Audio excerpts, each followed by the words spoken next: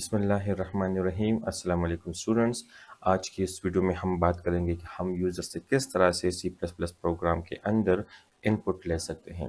अभी तक जो हम प्रोग्राम्स बनाते आ रहे हैं जिसमें हमने ये सीखा है कि हम किस तरह से एक वेरिएबल को कोई वैल्यू असाइन करते हैं। For example int x is equal to 10, तो x के अंदर 10 क्या हो जाता है, असाइन हो जाता है।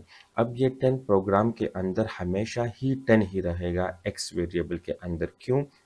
क्योंकि हमने 10 को हार्ड कोडेड पुट कर दिया है। फॉर एग्जांपल अगर आप इधर लिख देते हैं ना int x is equal to 100, ठीक है, तो हमेशा 100 ही आपके प्रोग्राम के अंदर x वेरिएबल में असाइन होगा।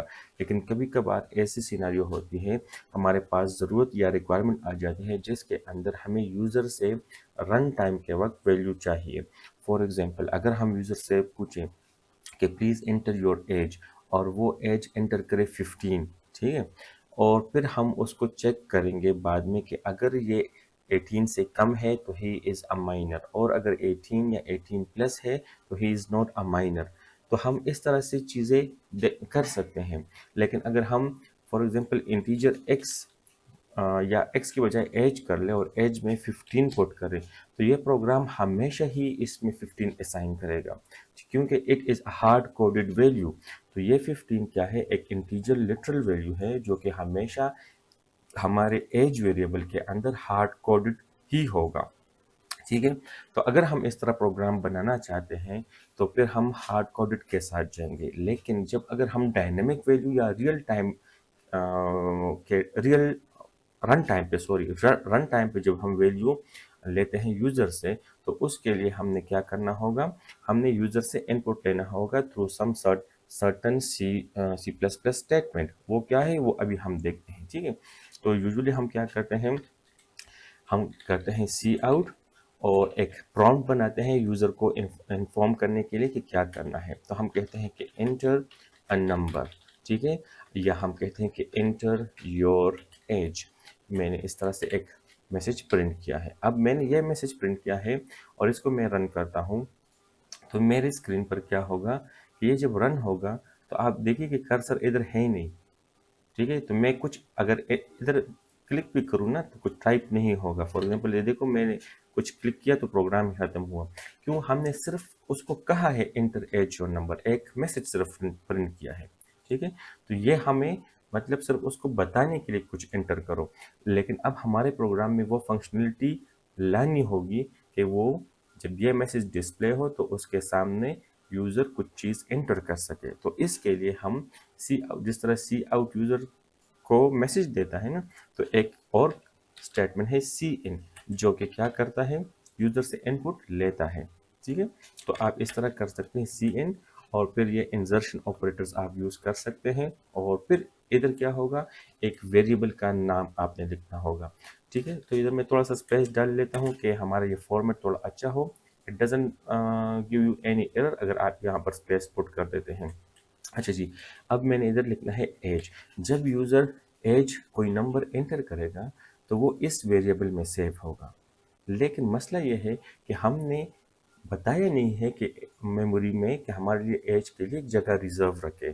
तो इसका मतलब है कि हमने पहले इस वेरिएबल को डिक्लेयर करना होगा। तो मैं लेता हूँ इंटीजर एज। अब हमने एज को डिक्लेयर किया, फिर हमने यूज़र को मैसेज दिया कि please enter your age. User wait करेगा क्योंकि इधर कर्सर होगा। जब ये कमांड स्टेटमेंट रन होगा तो यूज़र के पास कर्सर आएगा इधर सामने, ठीक है, और वो कुछ टाइप करने के काबिल होगा। जब वो कुछ एंटर कर देगा तो वो एज में आ जाएगा। तो अब आते हैं कि हम इधर एक सी आउट स्टेटमेंट टेस्टिंग के लिए दे दें, और हम इधर लिख लेते हैं कि you have entered your age, और इसके सामने हम पुट कर देंगे एज वेरिएबल कि एज में उसने जो एंटर किया होगा वो उसको सामने आ जाएगा कि उसने ये वाला एंटर किया है। ये सिर्फ हम अपने पर्पस के लिए भी फिलहाल चेक करते हैं। इसको सेव किया, इसको रन करते हैं। अब देखिए, अब एक प्रॉपर सा मैसेज आ रहा है एंटर योर एज। अब मैं इधर 15 पुट करता हूँ और एंटर करता हूँ। जब एंटर करता हूँ तो ये 15 जो वैल्यू है इंटीजर, ये इस वेरिएबल में आ जाएगी। ठीक है, मैंने एंटर किया और जब ये मैंने एंटर किया तो ये इस वेरिएबल के अंदर आ गया जो कि मेमोरी में कहीं पर सेव है। अब लास्ट टाइम अगर आपको याद हो, मैंने आपको बताया भी था कि हम इस तरह से जब ये वेरिएबल डिक्लेयर हुआ होगा, ठीक है, तो इसको इस तरह से नाम दिया गया होगा इस मेमोरी स्पेस को। यहाँ पर इंटीजर है तो ये इसके लिए 4 बाइट्स को लेगा, तो ये बॉक्स जो है वो 4 बाइट्स के बराबर है। ठीक है, इसका मतलब है कि इसके अंदर इस तरह से 4 बॉक्सेस हैं। ठीक है, जो मैंने सिर्फ एक बॉक्स को इसको as a whole one box इधर ड्रॉ किया है। अब इसका कोई ना कोई एड्रेस होगा, फॉर एग्जांपल 105। ठीक है, लेकिन इसके अंदर कोई गार्बेज वैल्यू है, कुछ भी है, वो हमारे लिए कुछ भी नहीं है। ठीक है, तो मैं इधर मेंशन नहीं कर रहा। तो जब इसने रन टाइम पर सी इन आया ना, तो यूज़र को प्रॉम्प्ट आया, हमने इधर 15 पुट किया और जैसे ही मैं एंटर दबाता हूँ तो ये 15 क्या कर देता है, सी इन ये 15 को इस एज के अंदर पुट कर देता है। तो ये इसकी वैल्यू हो गई। ठीक है, क्यों? अब इसके पॉइंट्स को देखें ना, इंसर्शन पॉइंट है, तो ये जो ऑपरेटर्स है ये एज वेरिएबल के अंदर इसको क्या कर देगा, पुश कर देगा। अब ये एज एक मेमोरी लोकेशन का नाम है, तो 15 उधर आ जाएगा।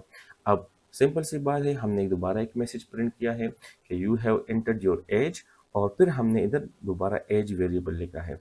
तो अब ये क्या करेगा, अब यहाँ पर एज सी इन के साथ है और यहाँ पर ये एज सी आउट के साथ है, तो सी आउट तो एज की वैल्यू को एक्सेस करेगा और डिस्प्ले कर देगा। तो जब ये प्रिंट कर देगा ना कि you have entered your age और इसके सामने वेरिएबल एज है, तो ये एज लोकेशन पे जाएगा, इस 15 को यहाँ पर क्या कर देगा, प्रिंट कर देगा, जो कि हमारा इस वक्त यहाँ पर अपीयर हो रहा है। तो इस सिनेरियो में हम कहते हैं कि हमने यूज़र से सी इन की मदद से इनपुट लिया है, इनपुट। ठीक है, और वो असाइन हुआ है इस वेरिएबल के अंदर। इसी तरह से हम अपने प्रोग्राम के रन टाइम के वक्त यूज़र से क्या ले सकते हैं, वैल्यूज़ ले सकते हैं। तो इसके अंदर अब मैं आपको एक और प्रोग्राम करके दिखाता हूँ ताकि आपको समझ आए सी इन की। ठीक है, चलो इसको हम क्लोज करते हैं और हम इधर एक काम करते हैं, एक टास्क को ओपन कर लेते हैं कि फॉर एग्जांपल मैं इधर लिख लेता हूँ कि यूज़र क्या काम करेगा, वो अ, एक सर्कल का रेडियस एंटर करेगा और फिर हम उस वैल्यू की मदद से सर्कल का सरकमफ्रेंस मालूम करेंगे। तो हम किस तरह कर सकते हैं, हम इस तरह कर सकते हैं कि चलो पहले कमेंट्स में पुट कर दूं, फाइंडिंग, सॉरी सरकमफ्रेंस की जगह पर एरिया कर देते हैं, finding area of the circle. ठीक है, तो अगर आपको याद हो, हम लास्ट टाइम जब हम इस तरह से एप्लीकेशन करते तो हम हार्ड कोडेड रेडियस का वैल्यू ले लेते हैं, लेकिन अब हम यूज़र से पूछेंगे कि आप कोई भी रेडियस की वैल्यू दे दे और हम उसके मुताबिक आपके लिए क्या करेंगे, ये प्रोग्राम आपके लिए एरिया कैलकुलेट करेगा। तो मैं एक वेरिएबल लेता हूँ इंटीजर, ठीक है, रेडियस, और दूसरा एक लेता हूँ इंटीजर, बल्कि इसको फ्लोट लूँगा क्योंकि एरिया इसमें 3.14 पाई है, तो वो इसमें क्या होगा, एज अ फ्लोट कैलकुलेट होगा। तो मैं फ्लोट ले लेता हूँ और एरिया। अब हम क्या करते हैं, यूज़र को मैसेज प्रिंट करके देते हैं कि एंटर द रेडियस, ठीक है, और इन मीटर्स। तो हम इसके सामने सी इनपुट कर देते हैं कि भाई रेडियस। अब जब यूज़र के सामने ये मैसेज अपीयर होगा और फिर वो रेडियस इंटर करेगा तो वो वैल्यू इस रेडियस में आ जाएगी जो हमने इधर ऑलरेडी डिक्लेयर किया हुआ है। अच्छा, यूजुअली मैंने देखा है कि यूजुअल स्टूडेंट्स यहाँ पर वेरिएबल जब डिक्लेयर करते हैं ना, तो उसके स्पेलिंग और इनके स्पेलिंग्स में वो गलती कर देते हैं। तो ये सेम होना चाहिए, ठीक है, क्योंकि आपने इस नाम से डिक्लेयर किया है तो वो इधर भी सेम होना चाहिए।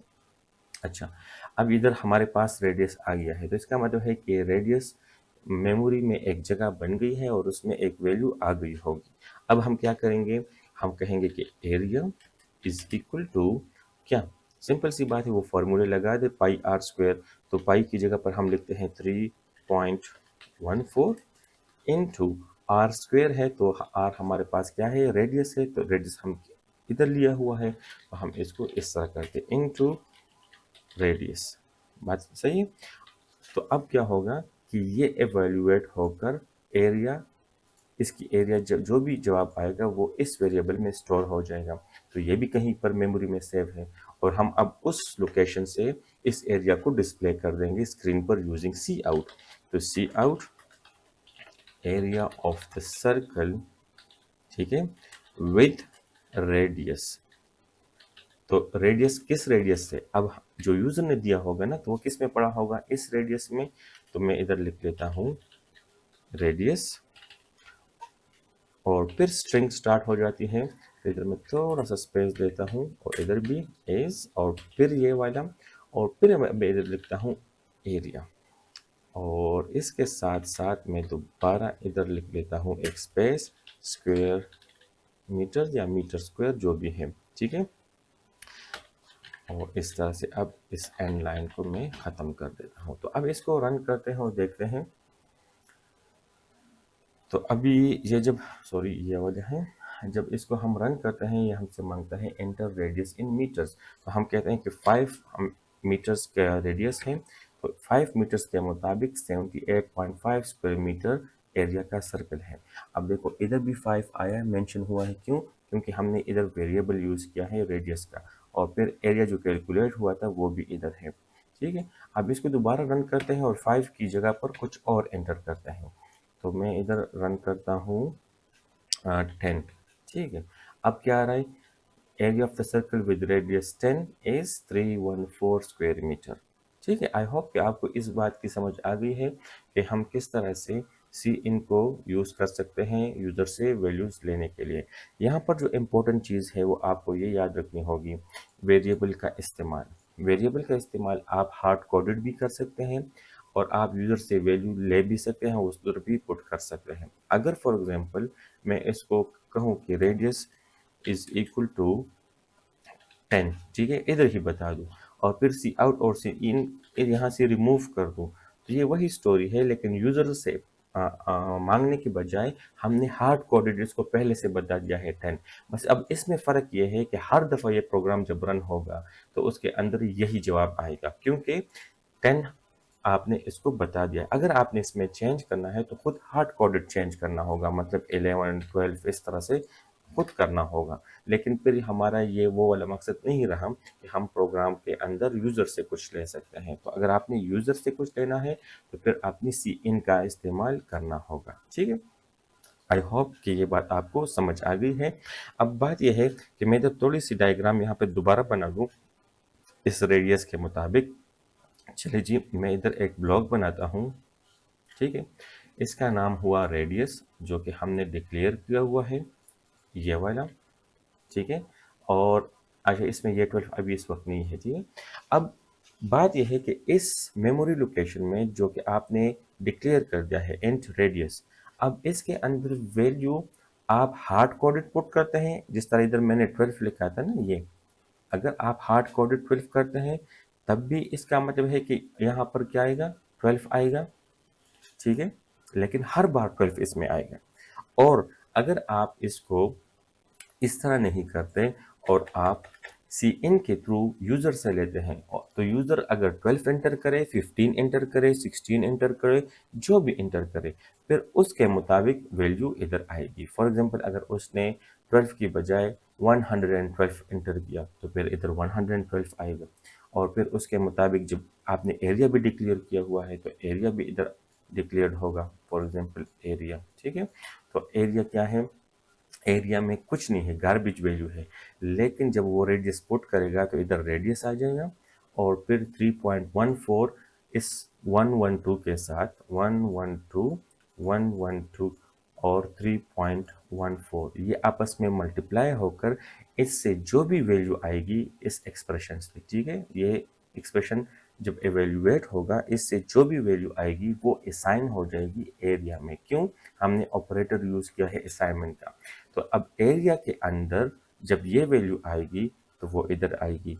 तो जो फॉर एग्जांपल इसकी मल्टीप्लिकेशन से हम सपोज कर लेते हैं कि 200 आ गया है, तो फिर ये 200 एरिया के अंदर इधर आ जाएगा, ठीक है।